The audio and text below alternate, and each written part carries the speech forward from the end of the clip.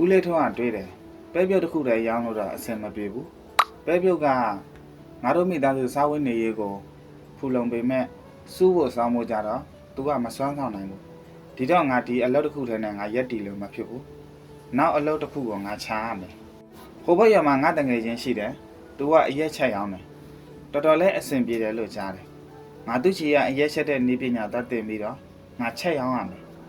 ဒီလိုနဲ့ဦးလေးထွန်းကသူတွေးတယ်လို့သူ့တငယ်ချင်းရှိကိုသွားတယ်အရက်ချက်တဲ့နေပညာကိုသွားတင်ခဲ့တယ်တင်ပြီးတော့သူ့အိမ်မှာသူချက်ရောင်းခဲ့တယ်နောက်တော့စတော်ပဲပြုတ်ကရောင်းတယ်ရမလို့တော့ဘူးအရက်လာတောက်တဲ့သူတွေအတွက်အမြဲဖြစ်သွားတယ်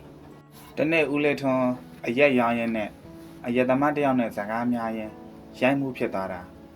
အရက်လည်းမရောင်းရတော့ဘူးသူလည်းအချုပ်ထဲရောက်သွားတယ်နောက်တော့သူကအရက်ရောင်းတဲ့အလုပ်ကိုသူစွန့်လွတ်လိုက်တယ်အချုပ်ကပြန်လွတ်လာတော့ဦးလေးထွန်းဟာတောင်ပေါ်မှာတစ်ခုတ်လိုက်သွားတယ်ဒီလိုနဲ့ငှက်ဖျားမိပြီးတော့သူ့ရဲ့ TB ယောဂါတဖန်ပြန်ထလာတယ်အဲ့ဒီအချိန်မှာပဲဆရာဝန်ကနောက်တစ်ချိန်သူ့ကိုပြောတယ်6လထပ်နာရမယ်တဲ့အလုပ်ကြမ်းမလုပ်ကဘူးတဲ့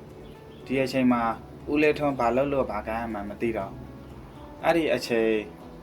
လူတယောက်ကဦးလေးထွန်းချီရောက်လာတယ်အဲ့ဒီလူကတော့ဦးလေးထွန်းနဲ့အချုပ်ထဲမှာတီးခဲ့တဲ့သူပါသူကတော့အလုပ်မမယ်ရမရှိဘူးနေတာလည်းမမယ်ရမရှိဘူးသူကတကောင်ကြွက်ဖဲသမားဦးလေးထွန်းကိုဖဲရိုက်ဖို့ခေါ်ပါလေရောဦးလေးထွန်းကလည်းအေးလောလောဆယ်ငါလည်းဘာမှလုပ်စရာမရှိတဲ့အတူတူတော့မင်းနဲ့ငါဖဲရိုက်လိုက်ခဲ့မယ်အဲ့ဒီအချိန်ထိဦးလေးထွန်းကဖဲလည်းမရိုက်တော့ဖဲဆိုတာဘာမှလည်းမသိဘူးအဲ့ဒီလူနဲ့6ပြီးတော့လိုက်သွားတာတခါတလေဆိုလို့ရှိရင်